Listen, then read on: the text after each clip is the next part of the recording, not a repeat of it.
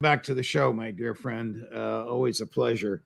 Uh, Thanks. what would have happened to you as a tank commander in the Middle East, a full bird colonel, if you suddenly disappeared for 10 days and didn't tell your superiors, your colleagues, or even your people you commanded where you were? Well, the best thing I can say is that I've been in a lot of trouble, and everybody would have noticed, and the usual suspects would have been out with the guard dogs trying to hunt me down. But but the Secretary of Defense, through whom the codes for, correct me if I'm wrong, use of nuclear weapons passes, and theoretically through whom all military behavior must be approved or authorized, was in whereabouts unknown for the President of the United States for at least 10 days. How dangerous is that? Well, it's dangerous, but I'm not sure we have a full picture. Clearly, the Secretary of Defense is very close to the president. You could effectively regard him as a deputy commander in chief. People are confused because they impute such powers to the chairman of the Joint Chiefs. That's wrong. He's simply, under the law, the senior military advisor to the president. But the Secretary of Defense is much, much more if you go through and read Title 10. I don't know what happened. I certainly hope that whatever has happened, that Lloyd Austin recovers. And I don't think it was his intention to hide, per se. We just don't know the whole story. And, again, as we've discussed in the past, are we sure that anybody else in the White House wasn't also aware? I'm sure that the National Security Advisor must have known. I'd be surprised if other members of the National Security Council staff are not also aware. So the best I can say is that I hope Lloyd Austin recovers, even though I'm hardly a fan of his.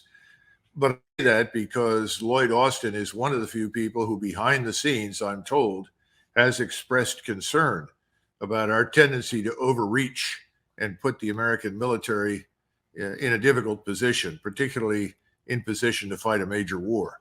So his voice in that sense is missed, but whether or not anybody listens to him, well, that's another point entirely. And this may be evidence that they don't.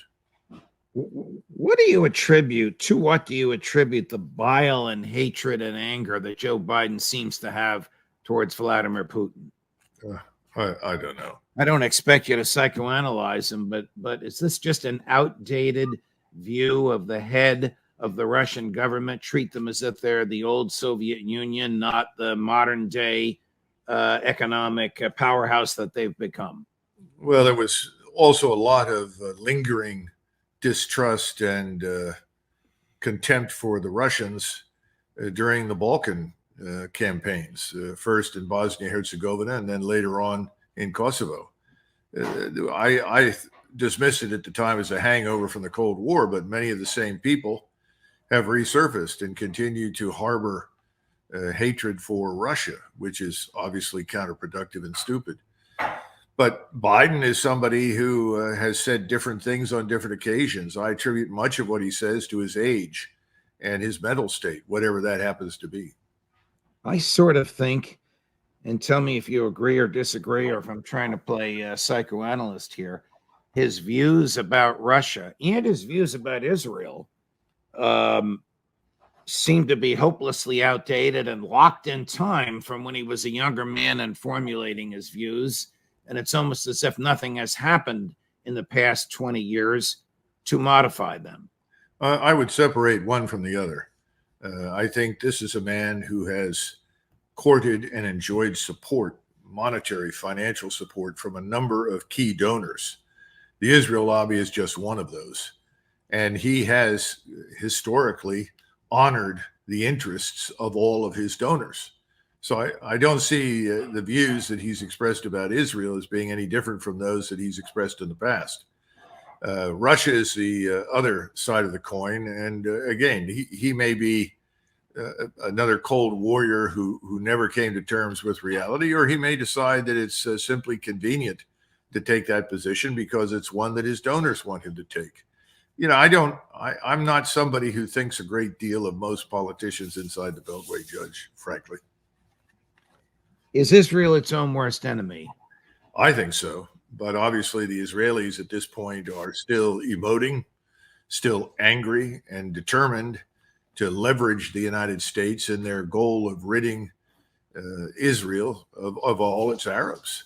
That includes the West Bank as well as Gaza. Gaza is the first dramatic step, but the West Bank is not far behind.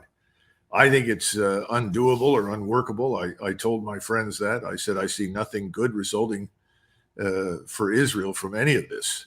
But they take the opposite position, and so do their supporters here. The great danger is that they end up in a situation from which they cannot de-escalate, because I see no evidence for de-escalation, either in Washington or in Jerusalem. Everyone is escalating. And eventually this escalation will be met by equal and opposite force. And that's the great danger, because I don't know how the Israelis survived that encounter. We can obviously float and fly away, which is what we always do when things don't go the way we would like them to. That's not the case for Israel. They live there. They have to deal with the consequences. And this war will not end when the Israelis decide to stop killing Arabs. We need to get that through our heads. The populations in the region are enraged. Don't dismiss that. Everybody does, and it's a great mistake. And the elites understand that if they do not stand up to this newest aggression in Gaza and to the Israelis, that they may not survive in office. Coups may remove them. When you say elites, you mean the elites of the governments in the region.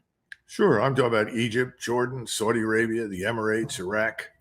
All of them understand that they could conceivably be removed unless they step forward and pivot away from Israel and pivot towards a growing alliance of peoples in the region against Israel. What do you expect Egypt to do if the IDF shows up on the ground in Egypt under the pretext, or perhaps the reality, of wanting to control the border between Gaza and Egypt? Would that not be an invasion? Well, there's a heated argument at the highest levels in Egypt about that. Many think that that's an act of war and Egypt must reject it. But Sisi is ultimately our man, and he's already viewed in Egypt by millions as an Israeli puppet and as an American puppet. The assumption in Egypt is that he will ultimately do what he's always done, back down and accommodate Israel. If he does that, I don't think he'll last in office. I think there are so many people in Egypt determined to right the wrong that they see in Gaza that they are willing to put everything at risk and go to war. And I think that's the reason why I said earlier, the elites need to think carefully about their behavior in the past. You know, we've tended to bribe as much as bully people in the region, and the populations aren't going to take it. That's the difference. The elites just want to govern. They're not too different from the people that we have. They want to retain their positions of power, influence, and their wealth. So they're going to have to make some hard choices. If they don't go along with it, if General Sisi just says, oh, well, we can't help it, we'll have to withdraw, I don't think he'll last. How about at the other side of Israel? How dangerous is it for the Israelis to be attacking Hezbollah? Alistair Crook reports that 250,000 Israelis have been involuntarily relocated out of the West Bank to hotels in Israel at the expense of the Israeli government. That'll be an enormous expense against their will, but that's where they are until the Israeli government tells them they can go back. Obviously, something is planned, or they wouldn't be undergoing an expense and a migration of that magnitude. Well, the number that was cited to me by sources in Israel about people that lived along the northern border where, you know, these exchanges of gunfire have occurred was 96,000. But whether it's 96,000 or a total of, say, 250,000, including those Israelis who live down near Gaza, it doesn't make any difference. It's not sustainable. Israel cannot do this for very long. There has to be some sort of resolution. Netanyahu knows this, so does his cabinet. But at the same time, they feel that they've got to do what they're doing, that this is a once, perhaps in a 50-year opportunity to build the greater Israel that they have privately always wanted. and the Israeli population is behind them to the tune of something like 85 to 90% plus. You just have to look at the polling data. So they want to stay the course, and that means you inevitably have to attack Hezbollah. Now, keep in mind, a lot of people, and I include myself in that category, think the operation in Gaza has failed. That doesn't mean it's going to stop, but it certainly did not go as well as the Israelis had hoped. And the consequence of that is there's also an interest in distracting public attention away from Gaza. And how do you do that? Well, you attack Hezbollah. But there are plenty of people in the Israeli armed forces who understand that that's a fight to the finish, and that will require virtually all of Israel's resources, unless, of course, we come in and support the Israeli Defense Force against Hezbollah. If we do that, it will be largely from the air and offshore in terms of missiles and airstrikes. But of course, that's also risky for us because we'll probably lose some aircraft. We may even lose some naval craft. It's hard to tell. It depends on the proximity to Hezbollah. So if that happens, we don't know how the American public is going to respond. Some will say, fine, great, do it. But a lot of people will begin to ask hard questions. Have we thought this through? Which, of course, we haven't. What's our strategy? And, of course, we have none, other than to unconditionally support Israel. And the Israelis want to try and do things as quickly as possible because they're a citizen soldier force. They can't keep hundreds of thousands of able-bodied men in the field fighting that need to be back inside the economy working. So everything is being done without, I think, long-term strategic consequences being fully understood. But you get caught up in this sort of thing in warfare. You're dragged along. The dynamic of conflict just takes you on a ride, and it becomes very difficult to get off. And I think that's where Israel is right now. There really is no off-ramp. Do you suspect that Prime Minister Netanyahu and his cabinet, including the extreme right-wingers in the cabinet, whose departure from the government apparently Prime Minister Netanyahu fears, understand that Israel cannot defeat Hezbollah on its own? I don't know. That's the conventional wisdom, certainly in military circles in Washington, that a two-front war is too much for the IDF.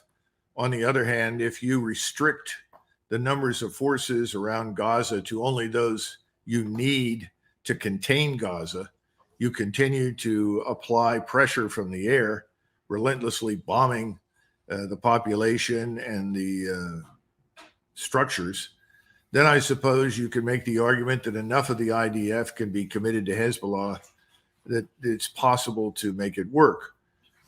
Again, I still think it depends heavily on us. I don't think they will attack Hezbollah unless they're about 90% certain that we will back them up, because that's the only way that it can be done successfully, at least in their judgment. Now, there is a lot more happening in Lebanon and Syria than we report here. There are more capabilities up there. There are air defense systems that belong to the Russians and Russian air defense systems that are being provided to others in the region, like the Syrians and the Lebanese. These are not irrelevant. They could down aircraft. They can have a profound impact. And of course, as we've discussed many, many times, Hezbollah has infinitely more rockets and missiles at its disposal, as well as far larger numbers of experienced combat fighters based on the experience of the Syrian civil war than Hamas had. Hamas has done pretty well. Hezbollah can do a lot better. I think the Israelis know that. So again, I think this turns on our willingness to support it actively with our own air power and offshore naval power. What is the U.S. goal, if you can discern one, in bombing selected targets in Yemen? I mean, Yemen is a member of the United Nations, so this attack theoretically is illegal. But what does the Biden administration believe they're accomplishing by this? And what did they, if anything, accomplish? Well, let's do a little backward analysis. What has actually happened as a result of our strikes? The first thing is that we essentially declared the region in that part of the Red Sea and the Indian Ocean a war zone. Well, as soon as we did that, all of the major insurance corporations in the world who normally insure commercial shipping at sea will no longer insure any vessels that move through that area of the world. So we've effectively shut down commercial shipping. Now, I'm told that today a commercial vessel was attacked. I don't know the details. I don't know whether or not there was any serious damage done. But that would also indicate that whatever we did to the Houthis hasn't deterred them in any way, shape, or form. And I think we may have discussed it previously. The Houthis are pretty tough. I mean, they went through years of warfare against the Saudis. We and the Saudis bombed the living daylights out of them, and they were fighting against Al-Qaeda as well as Saudi forces. The two were cooperating against them because they were Shiites. These people are not going to roll over and play dead for us. So I think they're going to be a permanent thorn in our side, and they're going to continue to disrupt traffic through the Gate of Tears into the Red Sea. Can the United States Navy sustain a prolonged battle in the Red Sea? That's all dependent upon how much money you want to spend and how you're going to support them logistically. Diego Garcia is there, but that's quite a distance from the region we're talking about. And then you have Djibouti. You have to look at the naval installations that are available where you could reload ammunition, particularly missiles, where you can get support if you need new engines, new propulsion, whatever it turns out to be. You know, I don't know the answers to those questions. I rather suspect it's pretty tough. If we've had trouble, and I know we have, sustaining a combat or a carrier battle group in the Eastern Mediterranean, I would think we'd have even more trouble sustaining a permanent naval presence off the coast of Yemen in the Indian Ocean and the Red Sea. What would happen, in your view, if Joe Biden listened to Lindsey Graham? I suppose we could stop right there and say catastrophe without me even suggesting what the senator has offered, and attacked Iran. Well, you know, the problem with President Biden is that he sets out certain red lines. He makes statements, and over time, he evolves beyond those statements. What I'm talking about is the statements he made early on during the Ukraine proxy war, that he was going to not send specific types of equipment or technologies to Ukraine because that would result potentially in World War III. He talked specifically about cruise missiles. Initially, that statement was made about rocket artillery.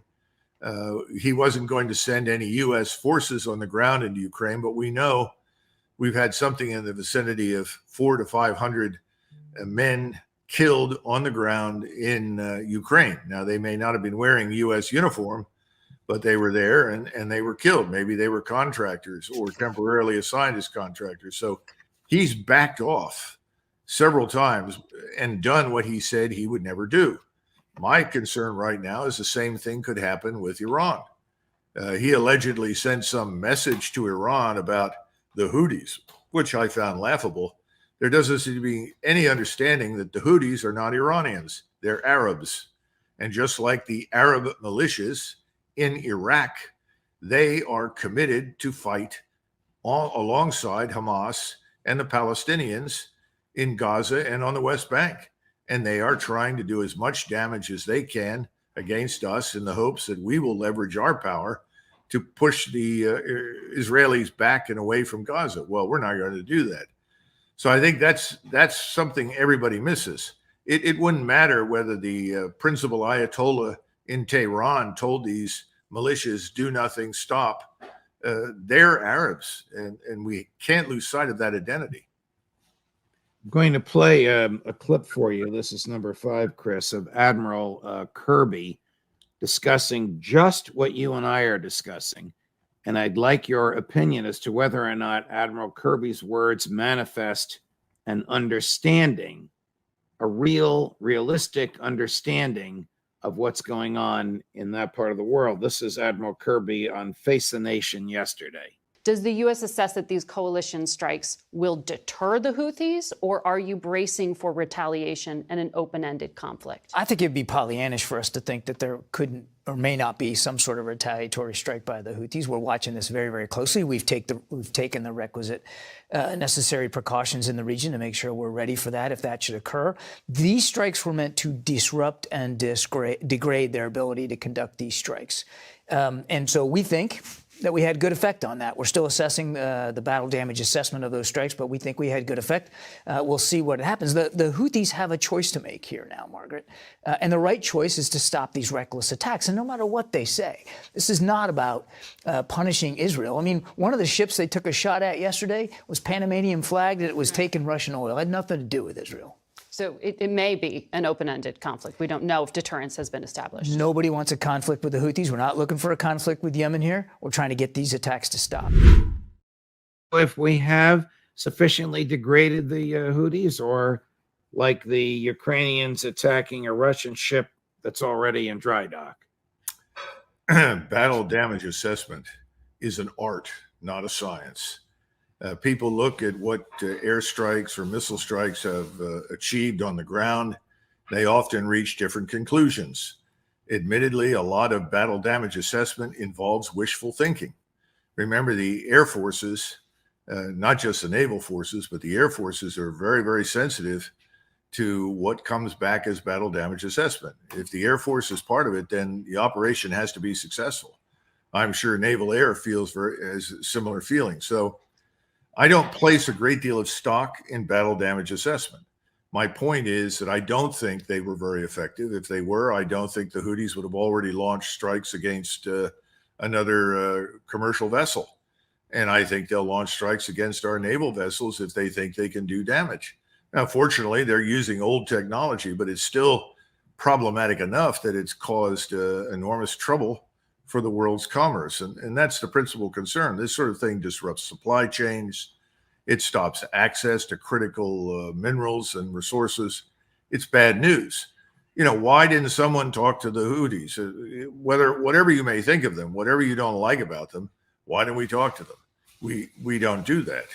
We are not interested in talking. We want to bully people into submission. I don't think that's going to work with the Houthis. Do you have any idea why Senator Graham and his colleagues want us to attack Iran? I mean, there isn't even an argument to be made for that, and the risks are potentially catastrophic for Israel, are they not? I think so. I think they could be catastrophic for us as well. Perhaps not as quickly, but eventually. You know, there's a lot of emoting. And remember, these people are all owned by someone else with lots of money. They don't take up a cause without being boosted in the effort with lots of cash, because they're ultimately interested in staying in office.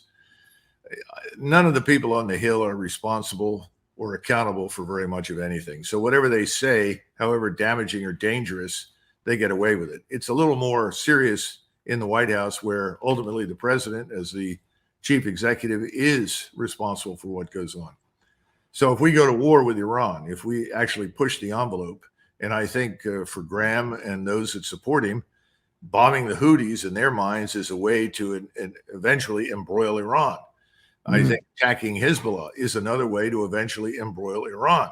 All of these people, I run into people all the time that, you know, they're convinced that Iran is the source of all evil everywhere. They've been drinking this Kool-Aid for years and years and years. They don't understand what they're dealing with. So let's say they bomb Iran. We know that Russia will not stand by and allow Iran to be pulverized. Iran has better air defenses now than it's ever had in its history. Those will certainly obstruct some of the airstrikes. At the same time, they're stronger militarily. They have an arsenal that involves thousands of missiles with the range to rain terrible destruction on Israel. They also, we think, have access to some of the newer Soviet hypersonic missiles. Those could be used against our ships at sea. So it's a dangerous proposition. You know, we are accustomed, Judge, to dealing with opponents in the Middle East and elsewhere in the world who are, I would say, cooperative targets. They don't have any air defense. They don't really have armies. They don't really have air forces. So you can pretty much do whatever you want. It's analogous to the Italian invasion of Ethiopia or the Italian invasion of Libya. Uh, those days are over. That era has ended. We're now beginning to bump up against genuine military capability.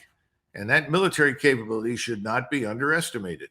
And we may well be surprised by how good it is. And keep in mind that the Russians, as I said earlier, are not going to allow this to go on for very long. Neither will the Chinese. Remember, the Chinese desperately want access to the oil and gas that comes out of the Middle East. They also need access to the food from East Africa. So their commercial interests are titanic. That's why they sent 6 ships over to the Indian Ocean, not because they're threatening anybody. They want to make sure the vessels get through, so they go through the straits and up to China. And the Chinese aren't alone. There are others who are equally interested in this. Showing you demonstrations in Washington and in London over this past weekend. Do you have this one's obviously Washington. It's about 200,000 people there, according to the organizers. I realize these numbers are always debatable. Do you have a feel for the gravity of Israel's loss of the PR war with respect to its behavior in Gaza? And add to all of this, there's a view for you. Add to all of this the strength of the arguments made by the South African lawyers as compared to the tepid defense made by the Israeli lawyers at the International Criminal Court of Justice. My question is, can you put your finger on the pulse of public opinion, and do you see that dial moving against Israel? First, I don't think anybody in the United States, I shouldn't say anybody, but the vast majority of Americans could care less what the International Court of Justice says. We don't care. We haven't signed on for it as a nation, and Americans are just not interested. And as you point out, it doesn't get much coverage anyway. So I don't see that makes any difference at all. The Israelis could nuke Gaza tomorrow morning, and I don't think a lot of Americans would understand what that means. It probably wouldn't be reported accurately or quickly through the U.S. media. So for the moment, no, I don't think that makes any difference. Now, you're pointing to something else. This has a lot to do with our social cohesion. These kinds of demonstrations would not have happened in 1990 or 91 when we intervened and in the Gulf War and went into Kuwait and ultimately Iraq. They wouldn't have happened because those people were really not here. All of this immigration has occurred since then. Not all of it, but a great deal of it. We don't have much social cohesion anymore. The average American is exactly what I described. So I'm not going to get very upset about this. I mean, even before World War I, when almost a third of the American electorate was either descended from or emigrated from Germany into the United States, we had some demonstrations, but nothing on this scale. And the Germans who were here, either the ones born in the United States or had emigrated, ultimately signed on and joined the United States Army and went to war. I know because I met several of them when I was a young man. So we have a different country today. And you've got to ask yourself, if these people are this exercised over what's happening in Gaza, what does that mean for the United States as a population?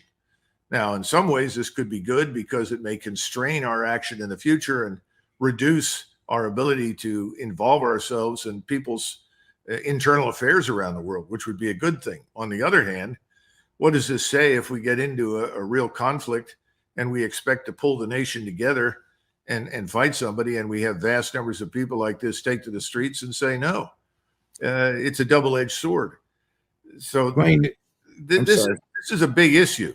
It goes beyond the Israeli-Arab conflict. It's a huge issue. You and I have discussed it many times and will again. Before we go, I want to show you a clip. It's from the second argument.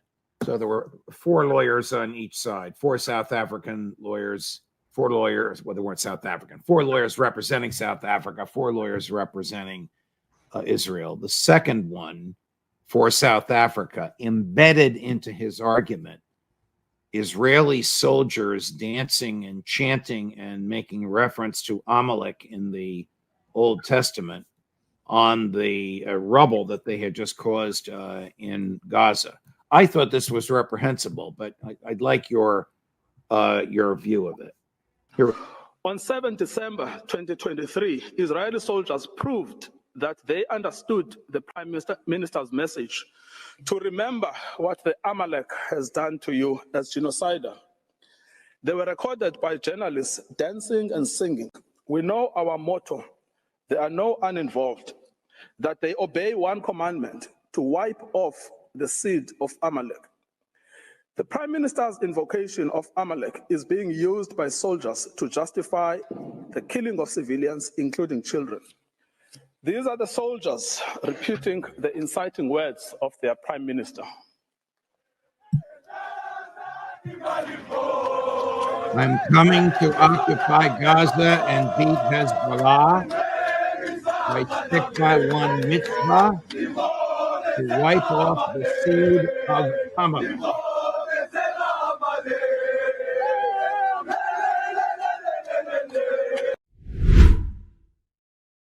Do American soldiers do that?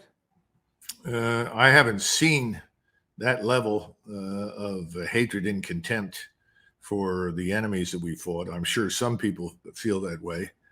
I know that during Gulf War I, as Americans became more exposed to the Arabs that they saw in Saudi Arabia, Kuwait, and Iraq, what they saw did not endear the Arabs to them. But that kind of blatant hatred, no. But keep something in mind. The hatred and contempt for Arabs in Israel is not a new development. That's been existent for many, many years. Secondly, the Arabs, that actually those that live in Israel in many cases, feel exactly the same contempt and hatred for the Jews. Now, I'm not defending any of it. I'm simply pointing out that what Mr. Netanyahu has done is tap into it. Now, this tapping into it is dangerous, as you point out, because suddenly the rains go away. On an incident at the end of the fighting in which I was involved in 91, I decided to call for a ceasefire. We'd been halted for several hours, and it had reached a point where we were sort of annihilating anything we could reach that was in front of us, and there wasn't much left to shoot at. We'd largely run out of targets. Almost everything was destroyed, and when opposing Iraqi soldiers stuck their heads up, we could see it on the thermal sights, and we'd start dropping mortar rounds on them to bring them out so they could be machine gunned. I looked at this and I said, that's it. It's got to stop. So I got off the tank and I directed the PSYOPs team to announce a ceasefire. And then I got a hold of commanders and I said, look, you've got to stop firing. We didn't come here to exterminate the Iraqi enemy. We came here to win a fight. We've won it. So we stopped. But there were some soldiers and there were some officers who didn't like that, who got very angry and said, no, we're killing them. Let's finish it. I said, we didn't come here to annihilate all these people. We came here to win a fight. We've won the fight. There's no reason to continue killing these people. They have nowhere to go, no escape. So I think I was surprised, out of some 3,000 or 4,000 people engaged, perhaps 500, 550 survived and came over, and we treated their wounds and dressed them. And I was impressed with the compassion and humanity that most of the American soldiers showed to these wounded Arabs. But Israel's in a different situation. There is a long history of this. And this is very dangerous because the Arabs are acutely sensitive to it. I mean, you can't stand there and say these things and then be surprised that Arabs, Turks, and Iranians, all Muslims, decide that they hate you. You can't make those statements, that they are animals, effectively. That's what you've told the region. This is once set in motion. This is very, very hard to stop and contain. Colonel Macgregor, you're a great man. Thank you very much for your time, for your analysis. Judge, can I add one point here? Of course. Yeah, I just wanted to add something that doesn't seem to get a great deal of attention. It was reported recently, and it's in the open press, that the Iranians have begun enriching uranium to weapons-grade plutonium. For your audience, this means that it's enriched to 20% or more, and the plutonium then is capable of being utilized in making bombs for warheads on missiles or dropping from airplanes or whatever. This is not an accident. The Iranians have restrained themselves in the past. They've kept well below those levels. They're now actively making that plutonium. I have very, very little doubt in my mind that they can transform that plutonium into nuclear weapons. At the same time, the Turks know, and have known this for a long time, that if they were ever in the position where they felt they were going to be directly threatened by another nation with a nuclear weapon, and in the Middle East, everybody assumes that's Israel, that Pakistan would provide nuclear warheads that could be utilized by the Turks. These developments are huge and get no attention.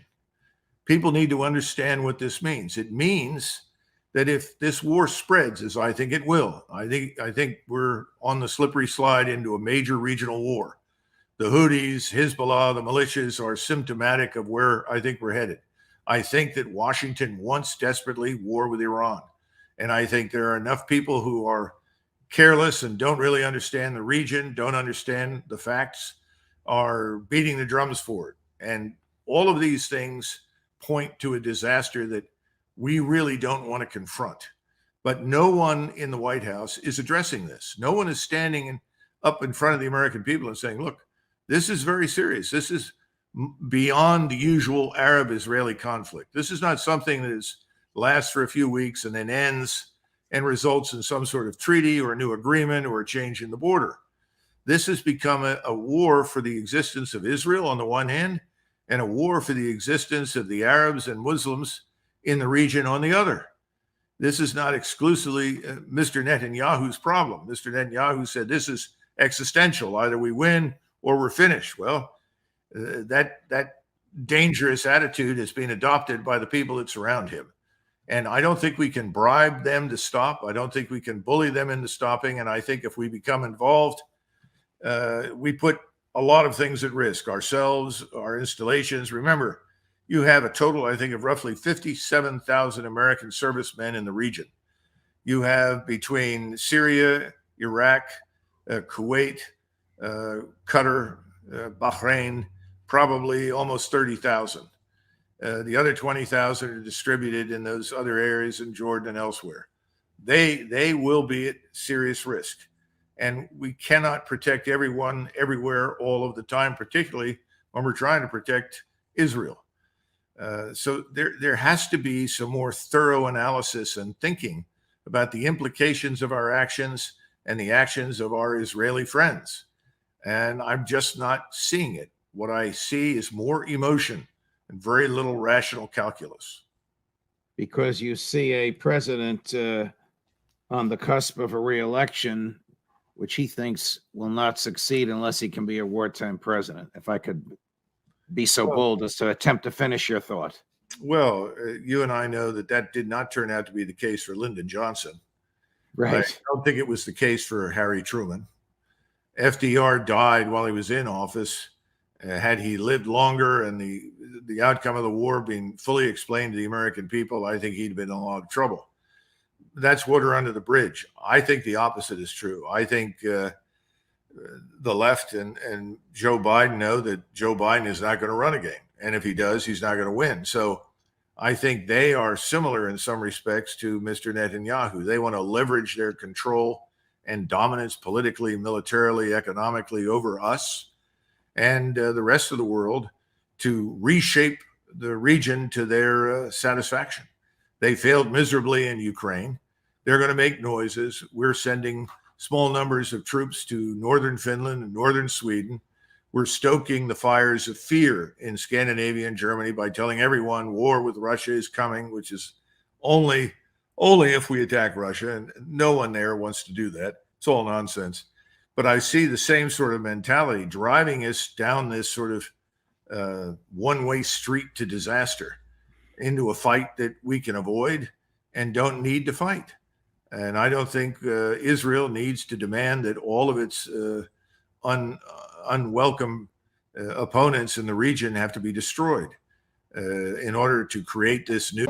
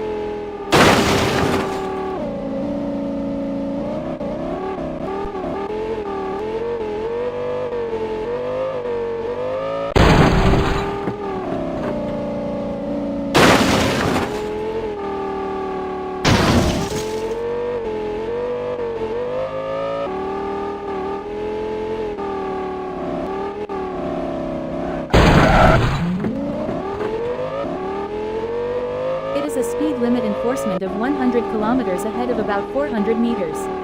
It is a speed limit enforcement of 100 kilometers ahead of about 200 meters. It has been processed normally.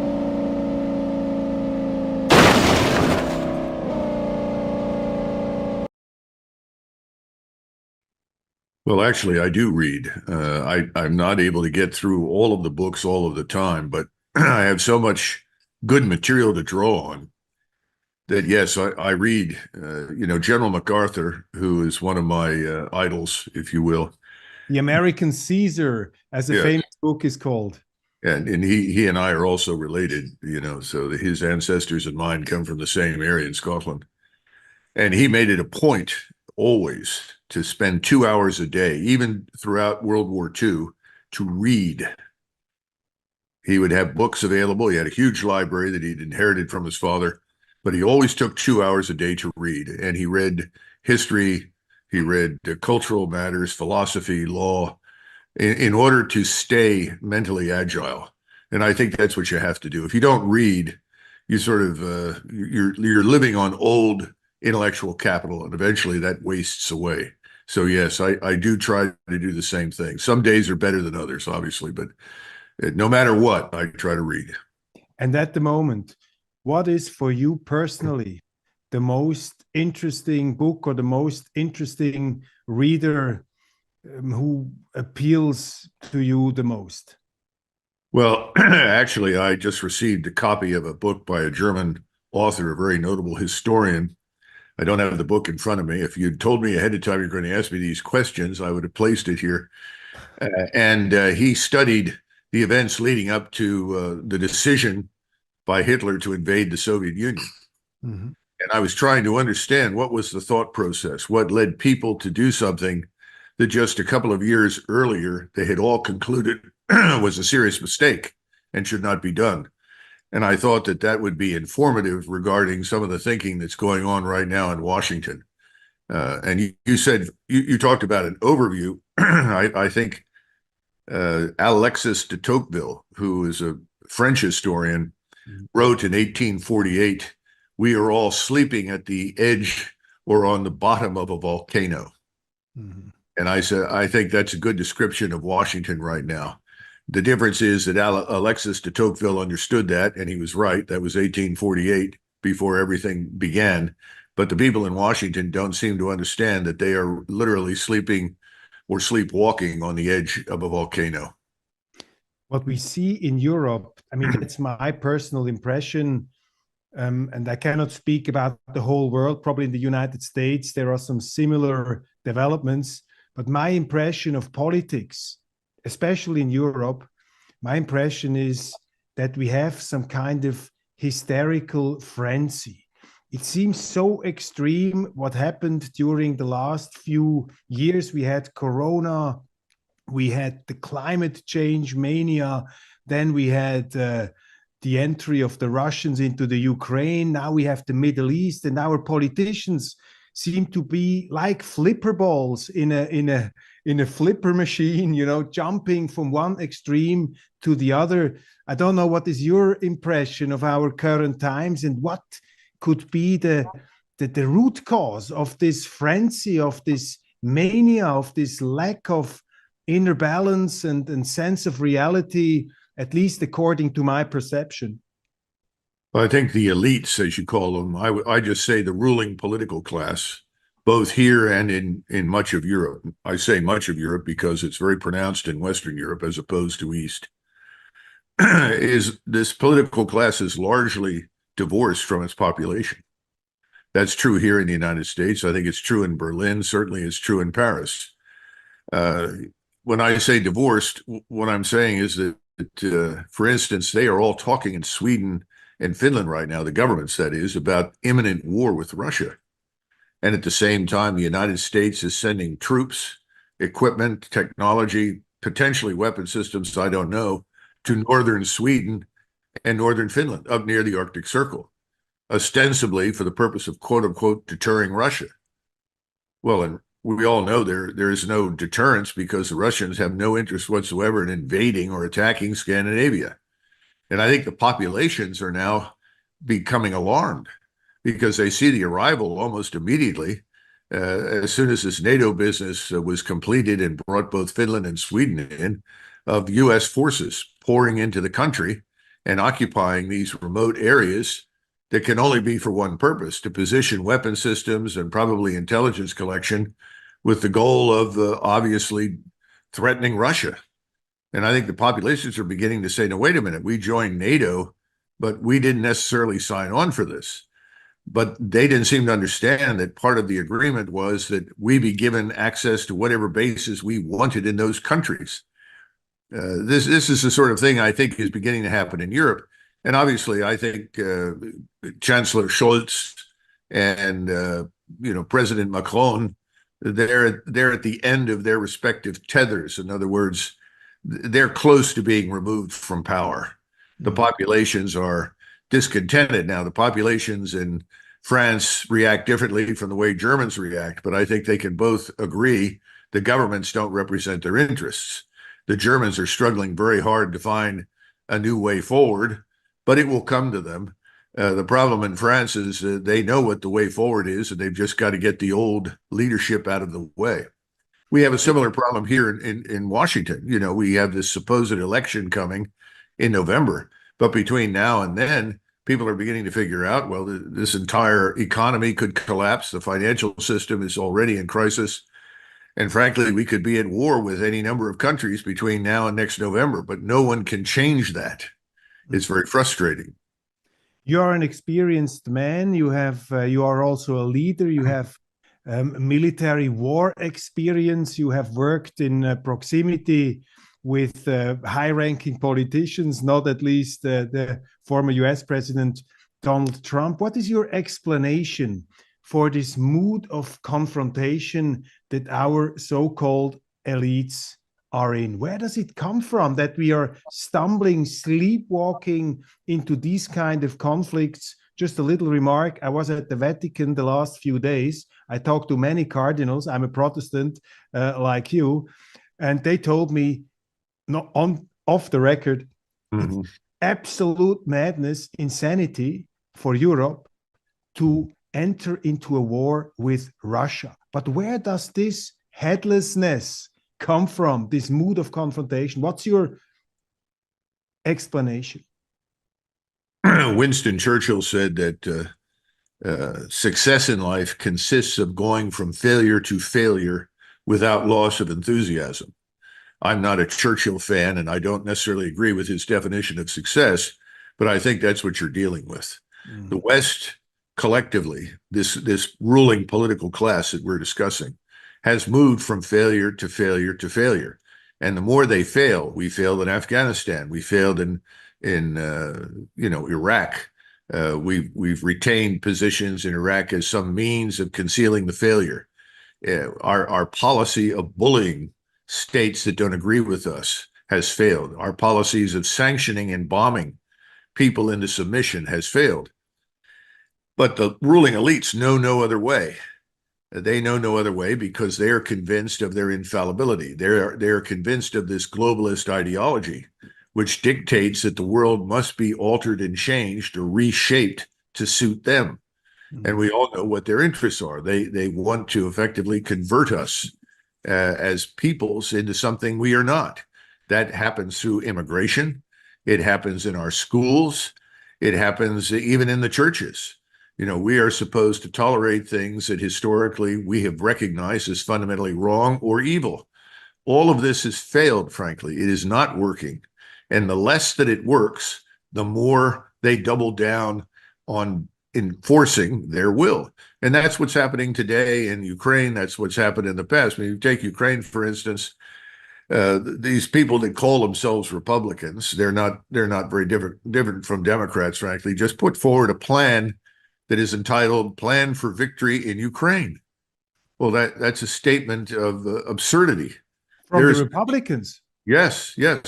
And they are taking a position which all of the so-called neocons take in both parties, that the failure in Ukraine stems from the fact that we have not provided enough to the Ukrainians.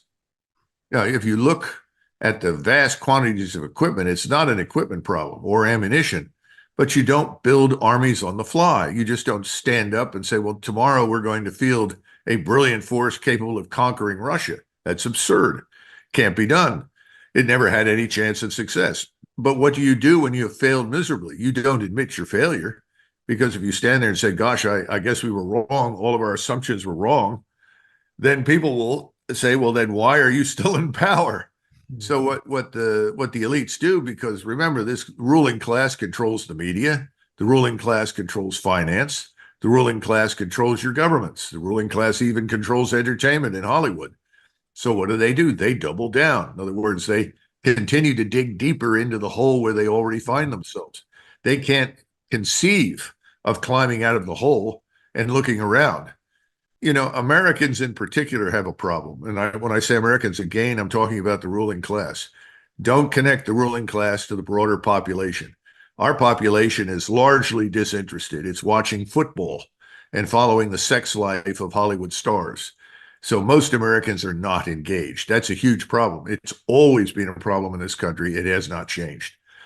But the ruling political class is very different. They see the world as something that essentially pays tribute to them. In other words, America to the people in Washington is at the center of the universe. We are the superpower of all time. Therefore, everyone must bow to our will. And our vassal states in Western Europe and the ruling elites in Western Europe are part of that ridiculous set of assumptions. Now, what's happening? Power has been redistributed in the world. We are not the center of the world at all. In fact, I would argue in old Leninist terms that the correlation of forces in the world has shifted decisively against us. And that's not because of anything others did per se. It's largely a consequence of our bullying. People no longer want to do business with us. And it's not just Russia, China, Iran, North Korea. That's all nonsense. There are at least 84 or 85 countries out there. Now, we know the BRICS. Everyone's familiar with the BRICS members. That's a substantial chunk, but there are another 60, 70 nations waiting to join. You have to look at this as resistance to the United States-dominated financial system, which is a burden, not an asset, which seeks to control their commerce, control their economies. They do not wish to be under our control. And as a result, they've also had to build themselves up into something they were never really interested in the past, a serious military alliance. That alliance isn't being signed in some hall of mirrors in Versailles, but it is real. More and more nations are stepping up and saying that's enough. And to this must be added our unconditional support for Israel. And whether you like or hate Israel makes no difference. What the Israelis have done in Gaza is criminal. The world knows that. You can talk about it as much as you like in the West and say, oh, no, it's not. You can diminish the extent of the crimes. You can treat the people in Gaza as though they really are animals, which, of course, is the attitude of Mr. Netanyahu and his party, and frankly, most of the Israeli electorate. We cannot do that, but that's what we are doing. We are complicit in it as the United States. And by the way, much of Western Europe is complicit in it. And the West Europeans don't seem to understand there's a difference between what is happening in Israel and what is going on in their own countries.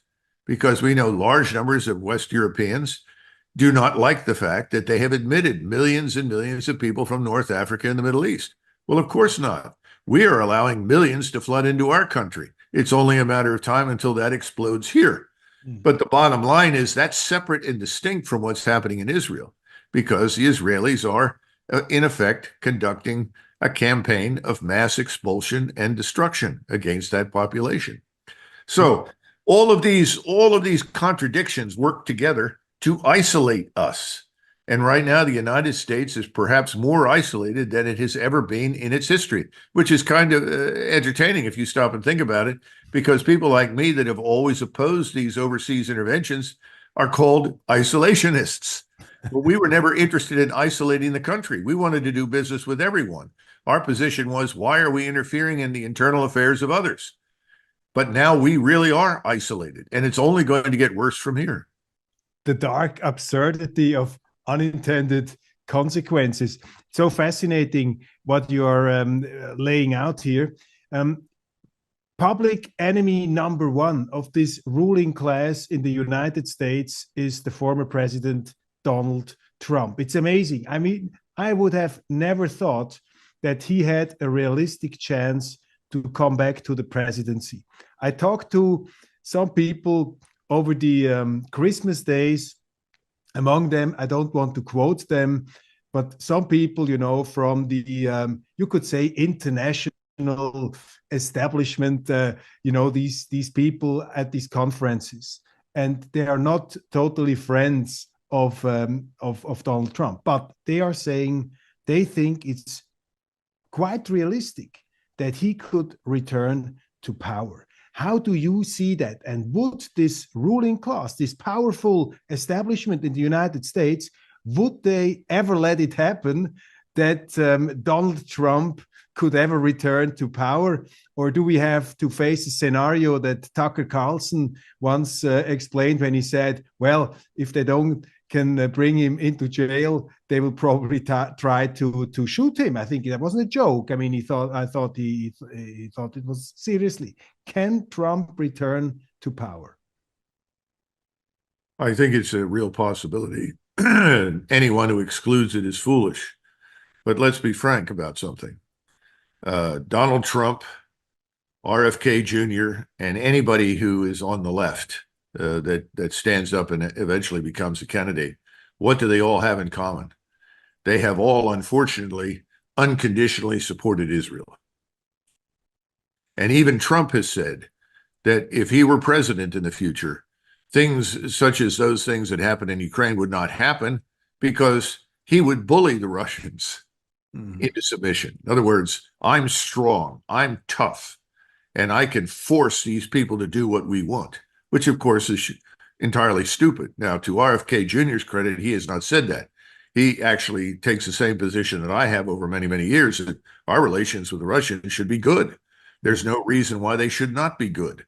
We do not have any vital strategic interests that collide to the point where we should be at war with each other.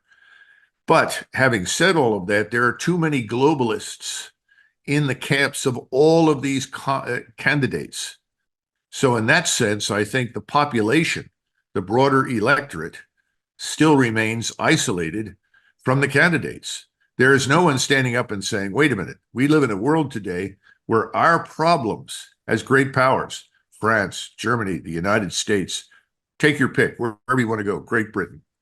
Our problems are internal. They're not external. There are no existential military threats to the United States. Russia threatens us only because we have threatened them.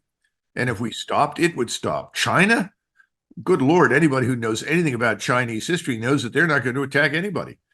They've got the same problem they've had for centuries. Too many Chinese. They've got to manage it. You know, that's every morning Xi wakes up and he's not worried about us. He's worried about what he needs to do to hold China together.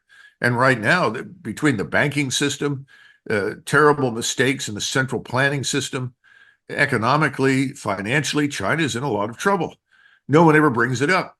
You know, somebody pointed out the other day that Xi had executed the top leadership of the Chinese Navy, or excuse me, rocket forces. Mm-hmm. Well, that's nothing new. I mean, corruption is endemic in that country. It's everywhere. And we shouldn't be surprised by that. But people are looking at you, gosh, I didn't know that. Well, things don't work. Rockets don't work. Ships don't work. Hulls are faulty and flawed. This is Chinese corruption. Anyone who knows anything about China can talk about it. So there's no threat from China.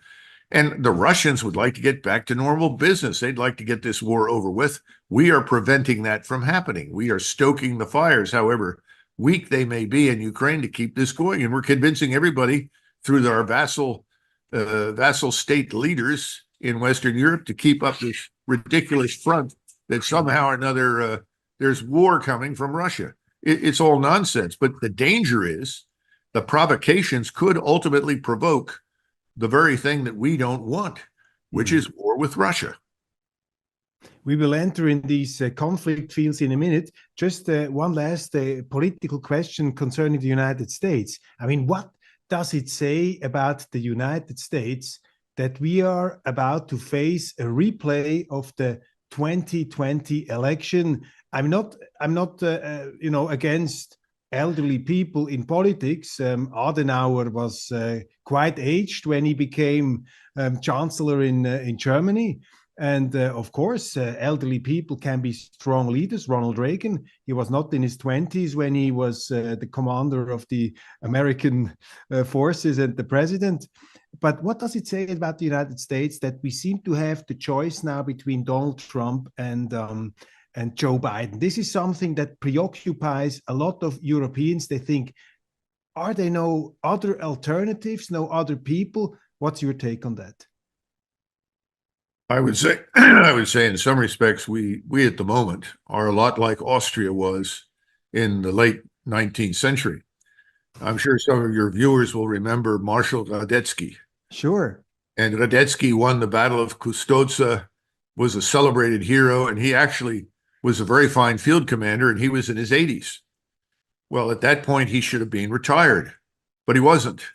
And in fact, as long as he was alive, they kept wheeling him out, almost to the point of put him in a wheelchair and bring him out again to remind everybody that Austria is a great power.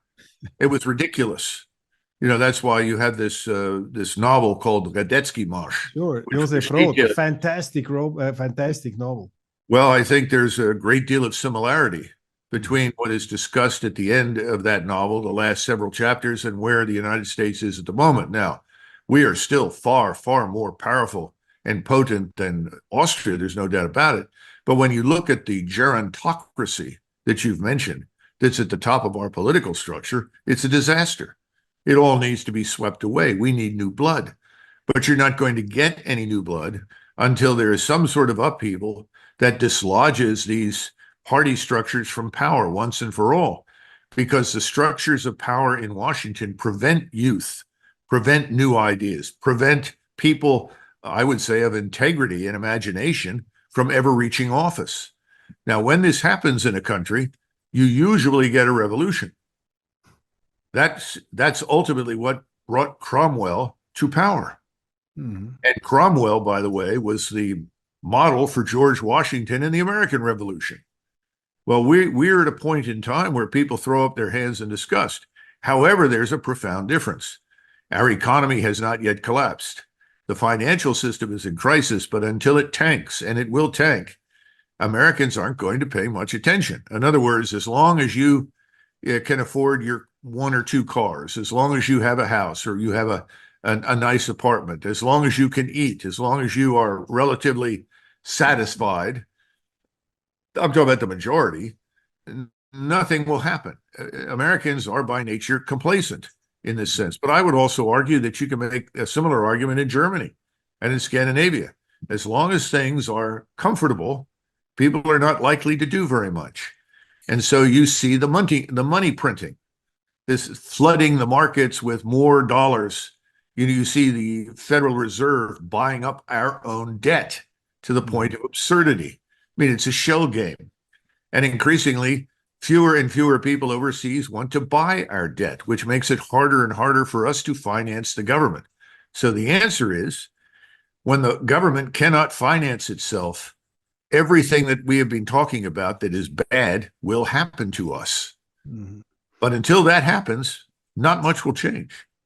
Don't we see slight symptoms of change? I bring you an example, Harvard University. The president, Ms. Gay, had to leave because of her performance in front of this hearing and because of plagiarism in her scientific work. We see some kind of probably a little downfall of this wokeism in the public sphere. We see in Europe, in Germany now, the protests of the peasants, of the farmers. They're on the streets, they're coming with their tractors, they say, we've had it. The government tries to defame them as right-wing extremists, which even common Germans start to think it's totally over the top, it's totally unjustified. Are these not signs that the so-called ruling class, these establishments, they're somehow falling apart, and sooner or later, democracy an alternative without revolution will prevail. I'm an optimist, but how do you see it? Well, I don't agree with your assessment. I don't think things are changing in the way that you imagine. Not yet. If you look at this Harvard president, that woman had no business being president of Harvard University. She had nothing to distinguish her. She was appointed because she was black. That's all. And a woman. Yeah, and a woman. But, you know, I mean, the joke, this is 30, 40 years ago, was that if you wanted to be selected as a Rhodes Scholar to go to Oxford in the United States, you needed to be a Spanish-speaking black woman with one leg. Yeah. That's been going on for decades. There's a great deal of bitterness inside the United States towards this business of affirmative action. It needs to go away. Anyone who knows anything about Lloyd Austin knows that he had no business being a general officer. It's kind of surprising in retrospect that he was ever commissioned at all. In other words, this is not a Colin Powell who is actually intelligent and articulate and thoughtful. This is quite the opposite. He's no different from the president at Harvard. You know, we have to discard these policies that push people ahead for reasons other than demonstrated character, competence, and intelligence. It's absurd. Just needs to go away. I often point to the basketball, professional basketball. And I always ask people, how many white men do you see on the basketball court in professional basketball? And everybody starts to laugh. Well, you might see one every once in a while, but it's overwhelmingly black. Well, there's a reason for that. They're better. They are taller, stronger, faster, better. And that's a business. The people that own it want to make money. And so they want the basketball players who are better, faster, and more effective. They don't care whether they're white, black, Asian. It's irrelevant. The fact that they happen to be black is a testimony to their superiority athletically in this setting. All right. Well, most of us think that that same measure should be applied to everything in the United States. Let's put the best people forward. We don't do that. So that's the first thing you have to understand. Until that changes, I don't see anything of significance happening in this country at all. The second part of it, you know, the Germans. You point to the Germans, and you know I'm a great admirer of German civilization and the German-speaking peoples. But the thing that is troubling is something that Lenin talked about years ago. He said, if I tell the German communists that it's time for a revolution and to come to Berlin and join us, he said, these people will all go to the railroad station and buy tickets on the train, wait for the train to show up and ride the train to Berlin. He said, now, if they were Russians, what would they do? Well, the first thing they do is kill the engineer and take over the train, and then board thousands of people with weapons. And then they'd go to Berlin, take over, shoot at anybody that got in the way. He said, I can never get the Germans to do anything. He said, there will be no revolution in Germany. Well, he was right. That sort of thing wasn't going to happen. And I'm not saying that we're in that kind of situation that requires that kind of action, but the Germans have a long fuse, and it's definitely being lit, if you will, but it's going to burn for a while before it finally explodes. And the longer it takes, the worse it will be. And I think that's the truth here in the United States. The longer we wait to finally take action, the worse it will be for all of us. And as I said at the beginning, we're still a long way from this election in November. A lot can happen. Ukraine, what's the most interesting and important development that we have to diagnose here? What's your actual take now on the situation? Can you bring us your thoughts, your most important conclusions? Well, first of all, let's pause for a minute and discuss Washington's perspective. Because as Petraeus, who I think is a failed officer in the worst sense of the word, who became a general officer, should never have been a general officer. And just, he's one of these people who's moved from failure to failure without loss of enthusiasm. David Petraeus. Yes. One of the things that he likes to say is it doesn't matter what happens in Iraq. What matters is what people in Washington think. understand that Washington lives on an island. We call it Fantasy Island, right?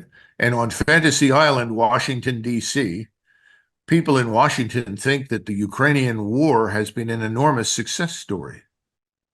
Now, stop and consider this. They think that we've actually harmed the Russians. They believe that the Russians are incompetent and incapable of doing more than they have. They refuse to see reality. Absolutely out of the question. I'm not sure that if Russian forces marched through Kiev and all the way to the Polish border, that they would ever come to terms with reality. They are absolutely certain that this proxy war against Russia must continue. Now, that's Fantasy Island's view. And all of this without regard to the Ukrainian people, without regard to anyone there, without regard, I would argue, to Europeans in general. They could care less. All of it, as far as they're concerned, could become a war zone if it harms Russia. Hence, you see the stupidity in Finland, the stupidity in Sweden. So what is it in reality? In reality, the Ukrainian nation is probably dead.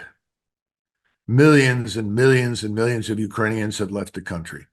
They will never go back. The birth rate, which was already low, has now gone through the floor. I mean, people are simply not building families, and families are essential to the survival of any civilization and culture. Now we have the Procurator General, who finally admitted in public that the Ukrainians have lost 500,000 soldiers on the battlefield. Gosh, what a surprise. What has General Kuyat said? What have I said? What have others said who have any sense of reality? Ukraine is being destroyed. Now, could Ukraine be in worse shape? Of course. The Russians could have gone in and done in Ukraine what the Israelis are doing in Gaza. There's a difference. The Russians don't want to kill Slavic Orthodox Christians like themselves. They never have. By the way, the Russians don't want to kill Europeans. They want to do business with them. So this is not Gaza. All the terrible war crimes attributed to the Russians have not happened. In fact, if there are significant war crimes, they were committed by the Ukrainian forces, and we know who those people are. The sad truth of the matter is, I'm afraid Ukraine is finished as a nation state, but we will continue to pretend that it's something real until it absolutely is not. And the Russian forces are now advancing across the front, albeit slowly and deliberately. But I think even the truth has finally sunk in Moscow that they're not going to find a partner to talk to. And if they can't, they have to go to the Dnieper River and probably cross it and go into Kiev. And that is something that no one on the Russian side wants to do, because Kiev is practically a holy city in the history and culture of Russia. That is the beginning of Orthodox Christianity. That's the Jerusalem of the Russian culture. Yes, and so they don't want to fight in that city. And Zelensky could care less about those things. He's shut down Christianity in Ukraine. He's arrested people for it. This man is worse than the NKVD and the Bolsheviks. So they may still have to do that whether they like it or not. But there's no one in the West right now that's going to admit anything. Now, if something were to change in Washington, then I'm sure that many of the vassal states would go along with it. But I still think the so-called vassal European states are going to have change in their own governments. It's up to the Germans, the French, and everybody else to put an end to it. They've got to do it and got to come to terms with reality. But you and I know you're the voice in the wilderness. How many people get to listen to you, Roger? So what are they listening to every night on television? They're listening to lies, nonsense, fantasy. Well, we have an encouraging growth of viewers, especially in Germany, and I'm, as an eternal optimist, I think that it starts to dawn on people that all these fantasies, all these illusions, all these goals, that they have not been fulfilled. But the question is, if I understand you correctly, you would argue it has to be the European governments who tell the Americans to stop this whole ordeal? Or do you think that in the near future, the United States will put an end to this situation in Ukraine and tell Mr. Zelensky, President Zelensky, now come to terms with Russia, we cannot longer support you? Is that out of the picture, or could that happen in Washington soon?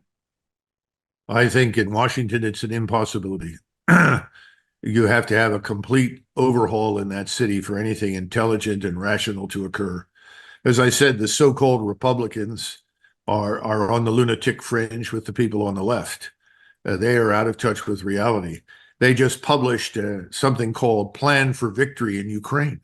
Yeah. That's what the Republicans in the House had done. At the same time, and as soon as I heard that, and I was not alone, I said, well, where's the plan to close the border and restore the rule of law, to enforce federal law inside the United States? There's no interest in that because there's no money in it.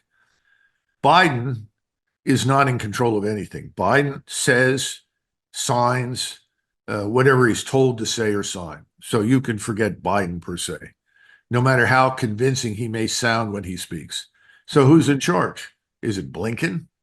Is it Mayorkas? Is it Merrick Garland over at Justice? Is it Wray in the FBI? Sullivan, the National Security Advisor? There are lots of people that wield power behind the scenes, and of course, they're responding to donors, people with billions of dollars who want certain things to happen. They want the war in Ukraine to continue. They want war in the Middle East on behalf of Israel. And they think in doing so that they are going to make Israel more secure and more survivable, when I think it's going to have the opposite effect. That's where we are. And until the people that are there are removed and sent away, and we bring in fresh blood, fresh leadership with fresh eyes, I don't expect Washington to change. So that means Europe has to do something. Now, everyone looks at me as soon as I say that and say, oh, come on, Douglas, you know NATO and EU, these people won't do anything. Well, we'll see. Like you, I'm somewhat more optimistic. I think in Europe, things could change sooner than they will here. I talked to a taxi driver recently in Berlin, and we talked about the United States. And of course, in Germany, they're always a bit careful what they're saying, to a stranger.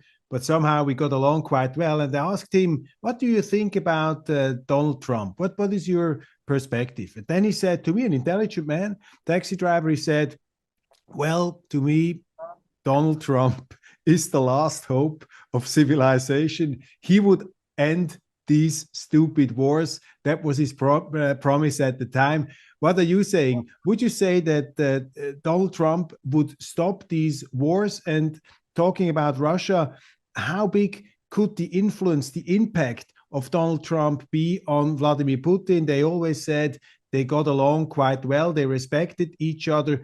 Could Trump bring Putin into a position to find a new partnership with the West?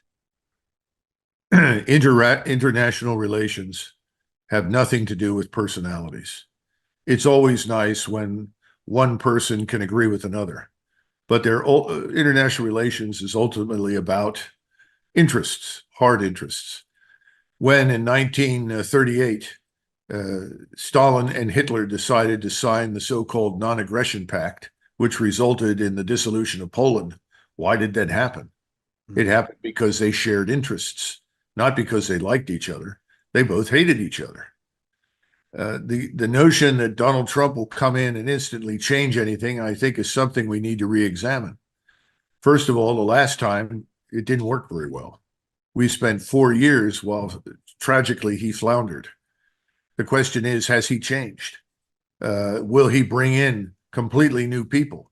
Or are we simply going to see more retreads? In other words, individuals who are part of the problem, part of the Washington swamp, people who already have 1 foot on Fantasy Island. Fantasy Island is poisonous. You've got to get rid of it. So you've got to bring in new people. The second thing is, has he finally discovered the enormous power at his disposal? I don't know. I mean, right now, the presidency seems to be almost irrelevant. Congress, the Senate, and the House have enormous power because there is no one in the White House. What's happened, though, is that the people behind the scenes, some of whose names I mentioned, are in agreement with people on Fantasy Island that are in the Congress, that is the Senate and the House. So can he go in there and can he make profound change? What has he learned? And I'm not yet sure that he's learned the lessons he needs to. And the other thing is that I'm, as an English speaking person, I don't like the idea of people looking for saviors. I hear people say, "Oh, he'll save us if he gets in there." You know, I hate that sort of thing. To my core, I like to think in larger terms, and I always believed in the Republic. So I'm disenchanted with the savior or this messianic complex that Americans are looking for someone to step in and save them. It's bad. I don't like it. It doesn't appeal to me. And so I have serious doubts about that. But then again, we'll have to see. I just don't know. And I look at the others, there are no saviors out there. About many destroyers. Let's talk about Israel. There are rumors, there are talks that from this regional war in Gaza and in Israel, there could emerge a larger war. How dangerous is the situation in the Middle East right now? It's extremely dangerous, but it will not explode instantly into a regional war. The people that go back and look at events in late July, early August of 1914 and see parallels are not wrong. But the difference is that the various great powers are moving cautiously, very cautiously, because the only ones in the region interested in going to war are Israel and the United States. Now, you could include the United Kingdom with its Lilliputian Navy and its Lilliputian Army and its Lilliputian Air Force. Those things are almost negligible, but they're probably the single most loyal vassal state in the world to us, not because their population wants it, but that's the nature of the globalist elite in London. But we're not prepared for any of it. Neither is Israel. And I think that there's a tendency to discount the region. People have difficulty understanding just how much has changed in the region. They think that this is still 1973, when the Israelis made a similar error and they were surprised, and then they rebounded with lots of help from us. This time it's different. Why is it different? Because the populations in the region are much better educated. The populations in the region can pick up this, just like you and I, and they can turn it on and they can watch what's happening on the ground in Gaza. The populations in the region are enraged. They do want action against Israel. The problem is that the leaders in Saudi Arabia, the Emirates, and Jordan and Egypt know that their countries are fragile. Their societies are fragile. They don't want to sustain extensive infrastructure damage.